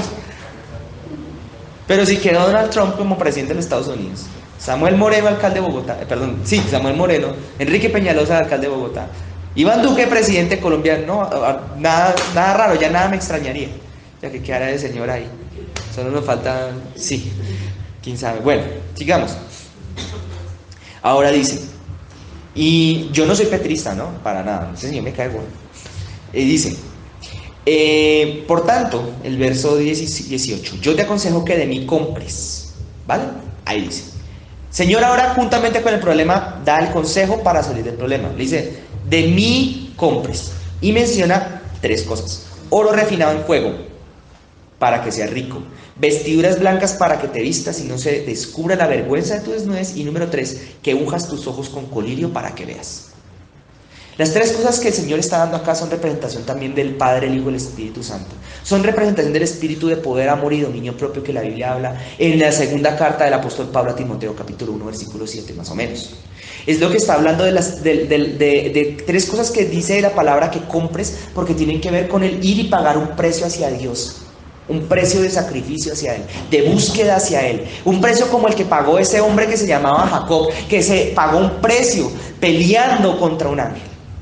Pagó un precio, o sea, se dedicó a buscar algo de manera diligente e insistentemente. En otras palabras, se quitó la flojera de encima que le había causado su sensación interna de que él andaba bien y no necesitaba nada. Yo como estoy bien, yo como estoy relajado, aquí yo no necesito nada. Pero la persona que está recién pasada por un tiempo de necesidad o por un regaño de Dios dice, yo necesito. Entonces busca y se esfuerza por conseguir aquello que anda buscando. Es esforzada. Las vestiduras, el oro refinado en fuego tiene que ver con la fe. Primera de Pedro te va a hablar de eso. Si de pronto tú estás escuchando esto en el futuro, hoy esta grabación, y quieres buscarlo, te da curiosidad, Primera de Pedro te va a hablar de la fe, que la fe es más preciosa que el oro, tiene que ser sometida a fuego. El oro refinado en fuego es ese oro que tú lo pasas por el fuego y las cosas que no son de la fe se queman, la escoria se quema. Y cuando una espada tiene que ser pasada, una espada es fabricada para que tu espada pueda ser sólida y retener el filo, tiene también que ser pasada por el fuego. Y solamente en el fuego es que el artesano la puede coger a martillo y la espada se deja moldear. El fuego es aquello en lo que Dios nos sumerge en momentos de la vida para que nosotros aprendamos a ser esforzados con Él. Es también una consecuencia del Espíritu Santo. Jesús dijo, Juan, más bien el Bautista, dijo que nosotros íbamos a ser bautizados en Espíritu Santo, pero también en fuego. El fuego tiene que ver con esas cosas internas en las que Dios a veces nos ponía a prueba para que nosotros aprendamos a ser fieles a Él. Digamos, no importa, el fuego es de donde se sabe tú de qué estás hecho, pero lo que no es de Dios se quema. El fuego es cuando dice el apóstol Pablo que vino el fuego y consumió la casa, pero la casa que estaba hecha de oro, de madera, de oro, de piedras preciosas y de plata, esa casa prevalece. No se quema, sino que dice, aquí estoy bien, chévere, no importa, voy a seguir adelante con mi Señor, sea lo que sea que me haya pasado, le voy a seguir siendo fiel a Él. Amén. La otra gente, en cambio, es la que se quema, pasa por el fuego y dice, ese pastor, adiós, chao iglesia. Así como una vez me contaban unas personas, yo no salía del asombro, este hombre contándome, me iba a casar con mi novio, me decía él. Mi novia era la líder del Ministerio de Danza Internacional, inventemos un nombre, Beth Shalom Dance. Y él era el líder del Ministerio de Alabanza, pongámosle que como Elohim Alabanza Incorporated. Y esos tenían el superministerio, ambos hijos de los pastores de la Iglesia Ministerial Internacional Cristiana Alfa y Omega, el otro es Omega y Alfa. Ese era un ministerio, no, de verdad, que es contando con ejemplos, pero sí, me estoy inventando los nombres de la historia, pero el hombre contándome así, sentado en una mesa conmigo al lado, diciéndome así. Y un día mi novia que se iba a casar conmigo, simplemente un día me dice, oye, Pepito, me dijiste que yo te fui infiel con tu mejor amigo durante muchos años y pues estoy embarazada de tu mejor amigo y ahora me voy a casar con él. El hombre quedó tan destruido. Yo le decía, espera un momento, ¿cómo así? O sea, no estamos hablando de un cristiano X, estamos hablando de los líderes del Ministerio de Danza Internacional Alfa Omega Beth Shalom, y tú me estás diciendo que andan, sí, pues los papás de ella quieren que se casen y pues ella va a seguir con su ministerio. ¿Y ella va a seguir con su ministerio? Sí, ella va a seguir danzando, y pues allá pagas una fajita para que no le note el embarazo. Van a adelantar el cristiano. Pero ¿qué clase de cristianos son esos? Pues fácil, son cristianos a su manera, con un pie adentro y el otro pie afuera. Porque por más cosas grandes que se paren a decir, voy a hacer, hermano, si usted está tibio, usted no se le va a notar hasta que pele el cobre, hasta que venga el fuego. Hermano, este hombre se quemó y me decía, no, yo ya que iglesia ni que nada, yo no voy a volver por allá a esas vainas. El hijo de pastores, el hombre que ministraba en la alabanza de su iglesia. Y esto es lo que exactamente la Biblia habla del fuego. Compra de mí oro refinado en fuego, es búsqueme en la fe, tenga relación conmigo, métase conmigo en la oración. Luego dice vestiduras blancas, que significa tu conducta correcta delante de Dios. Y por último, el colirio para los ojos, que tiene que ver la forma como esa unción del Espíritu Santo para que tú cambies tu perspectiva, veas las cosas como las ve Dios. Para resumir este asunto se puede coger la tela y cortar y echar, mejor dicho, para lo alto. Saldría tema para hablar por cantidades. Pero la tibieza espiritual tiene también como la forma como tú ves las cosas, la forma como tú las miras. Dios dice, no, pídeme a mí colirio para tus ojos para que tú dejes de ver las cosas de la manera equivocada y las empieces a ver como yo las veo. Eso de que, ay, a mí no me parece, es que yo no estoy de acuerdo, a mí no me parece, a mí me falta colirio en los ojos. Ay, ese Mauricio tan cansón, ese Antonio tan cansón, ay, hablando de esto, ese ahí hablando, ese otro hablando de los diezmos, ay, a mí no me parece, hermano, falta de colirio para los ojos. ¿Seguro no? Terminemos. Y entonces dice finalmente en el verso 19: yo reprendo y castigo a todos los que, ¿qué? A los que amo, dice el Señor Jesucristo. Dime. Amén. Sé pues celoso. Sé pues, ¿qué? Celoso, porque el mismo Jesús era celoso. ¿Qué es eso de ser celoso? Fácil. Cuando la única vez que dice la Biblia que Jesús se puso celoso. Y citó el texto bíblico, la Biblia acerca de Jesús, de que él sintió el celo de Jehová, el celo de la casa de Jehová me consume. Sé celoso. Tiene que ver con no permitir cosas inapropiadas ni indebidas en cuanto a lo que Dios se refiere. Eso es ser celoso. ¿Sabe qué es ser celoso? También, mire, ser celoso tiene que ver cuando usted siente ese fastidio cuando alguien irrespeta las cosas de Dios. No solo a Dios, las cosas de Él. El culto, por ejemplo. Su nombre, su palabra. Y tú sientes ese fastidio y dices, no, tengo que poner orden. Eso se llama celo. Y la falta de celo es señal también de religiosidad. La falta de celo por las cosas de Dios, por la casa de Jehová. No sé si me hago entender o no. Sí, está más o menos clarito eso, ¿no? Cuando la persona celosa es la persona que cuando viene a sus reuniones, a su iglesia, respeta, porque entiende que es para su Señor. Respeta, lo toma como algo sagrado, algo santo, algo bonito, no como cualquier bobada. No importa tal vez el atavío externo, listo, no nos vamos a venir aquí de vestir corbata. No, el Señor nos ha llevado a ese tipo de exigencias, vale, está bien. Hay lugares en que sí lo hacen. Pero hermano, el celo tiene que ver con el respeto mucho. Y es algo que te hace de adentro. Eso es lo de los colirios para los ojos. Y ahora dice, sé pues celoso y arrepiéntete. He aquí, y aquí en el versículo donde yo por fin quería concluir y llegar. He aquí, yo estoy a la puerta y llamo. Bueno, aquí viene la machera porque Dios le está hablando al religioso, al que es cristiano pero religioso. Que él ama pero es religioso, es tibio. Que lo tiene y está por vomitarlo. Está a punto de vomitarlo. Y le está diciendo, mira, ¿sabes qué es el problema? Dijo, que su merced me tiene en su vida, pero no me ha recibido en su interior todavía. Usted tiene algo de Dios en su vida, tiene algo de ritos, costumbres de ir a la iglesia en su vida, pero todavía a mí no me ha recibido en su interior, adentro. O de pronto yo estuve adentro, pero ya me salí y llegaron otros demonios a hacer desorden en tu casa. Entonces el Señor Jesús está diciéndole a esas personas, venga, no a esas, que va, a nosotros, que digo, a cada uno de nosotros, déjeme entrar. Ahí lo dice o no, véalo. Estoy a la puerta ahí. Si alguno oye mi voz, esa me parece tan profundo. Eso que hizo Abraham, que escuchó la voz de Jehová. Eso que le pasó a Moisés en la zarza, escuchó la voz de Jehová. Eso que le pasó a Gedeón cuando se encontró él con el ángel, escuchó la voz de Jehová. No sé si ustedes están entendiendo. Eso que le pasó al profeta Samuel en el templo, escuchó la voz de Jehová.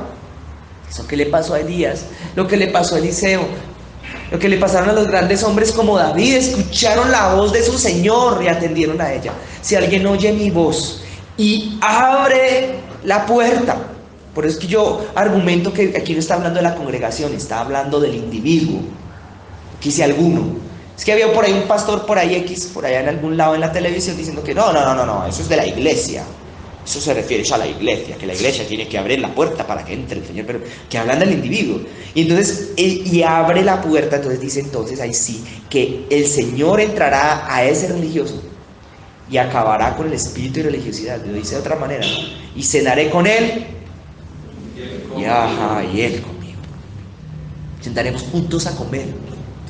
¿Qué es el alimento, caso? ¿Qué es eso de cenar? Cuando Jesús dijo acerca de lo que era para él la comida, ¿qué era para él la comida? Hacer la voluntad de su Padre y la palabra de Dios misma. Cenaré con él y él conmigo. Verso 21 finaliza. Al que venciere, le daré que se siente conmigo. ¿En dónde? En mi trono. Así como yo he vencido y me he sentado con mi Padre en su trono. El que tiene oídos, que oiga lo que el Espíritu dice a las iglesias. Cerremos los ojos, hermanos, un momentico y vamos a orar. Padre precioso, en esta noche te bendecimos, Señor. Te damos gracias por este tiempo, por esta palabra, con la cual nos has bendecido en esta preciosa noche, Señor. Yo te ruego en esta noche, en el nombre de Jesús, a que a todos nosotros, Señor, nos guardes y nos bendigas, nos protejas, nos unjas, Señor, y nos guardes y nos libres de todo mal y de todo peligro, nuestro camino, nuestro retorno, nuestra casa, Señor. Bendice nuestras vidas, bendice, Señor, nuestras familias, bendice nuestras economías. Padre, aquellos que tienen, mis hermanos acá, ya un llamado, Señor, de pronto dones, de pronto llamados a ministerios. Padre, todos, dice tu palabra, de pronto hay un tiempo para cada cosa, Señor, y así yo creo que hay un tiempo para cada uno de nosotros, Señor. Otros estarán esperando, Señor, una respuesta tuya, un milagro tal vez. De otros de pronto una respuesta en cuanto a una situación con su familia. Otros una respuesta en una situación ya meramente económica, Señor, o material. Padre, para todos ellos una sanidad. Yo te pido, mis hermanos que están acá, Señor, que tú, como eres buen pastor, eres nuestro Padre, te hagas cargo de todos y cada uno de nosotros, Señor. Que tú te hagas cargo de nuestra vida, que tú te hagas cargo, Señor, también de nuestros asuntos, y nos permita, Señor, y nos ayude, Señor, a caminar hacia ti, a ser fieles hacia ti, Señor, a ser testigos fieles y verdaderos, como dice tu palabra, Señor, a buscarte a ti, Señor, en humildad, en arrepentimiento, Señor, a buscarte a ti en lo tuyo, Señor, en la manera tuya. Padre, si ha habido algún vestigio de tibieza espiritual, de religiosidad en nuestros corazones, en nuestras vidas, hoy te rogamos, Señor, desarráigalo, Señor, hoy. Desarraiga toda raíz religiosa que el religioso hubiera implantado en nosotros, que es el diablo, y a través de sus siervos, que son los religiosos. Padre, te lo pedimos en el nombre de Jesús. Queremos deshacernos de toda justificación humana, Señor, de toda autojustificación, Señor. Nosotros aceptamos y reconocemos hoy delante de ti, Padre precioso, que somos malos, que no tenemos bueno, sino que tú solamente eres bueno en nosotros. Solo tú eres bueno, Señor. Y no tenemos nada en esta tierra, Señor, sino por tu gracia y por tu mano y por tu misericordia. Nos despojamos hoy, Señor, de toda soberbia. Nos despojamos, Señor, de todo lo que hubiéramos poseído como títulos o como reconocimiento de hombres, si hubiéramos atesorado nuestra alma. Nos despojamos hasta, Señor, hasta de nuestro buen nombre, Señor, delante de los demás, Señor, porque delante de ti, Señor, somos como el polvo de la tierra, Padre, y te lo entregamos a ti. Toda la gloria es tuya. Nos despojamos de toda religión, por tanto, la gloria es tuya, mi Señor, y no de nadie más, Señor. Toda soberbia hoy, Señor, en nombre de Jesús, hacemos, Señor, esta oración juntos, Señor, en esta noche, aprovechando esta palabra que hemos leído. Toda soberbia hoy la colocamos, Señor, en el piso a tus pies. Nos despojamos de ella, Señor, en el nombre de Jesús. Y hoy creemos, Señor, que tú eres Dios, que tú eres quien nos corrige, pero también tú eres quien nos sana y tú eres quien nos levanta, Padre. Te pedimos esto en esta noche en el nombre de Jesús, y que nos guardes en nuestro camino, nuestro retorno, nuestra casa, Señor, en el nombre poderoso de Jesús de Nazaret, Señor. Amén, amén y amén.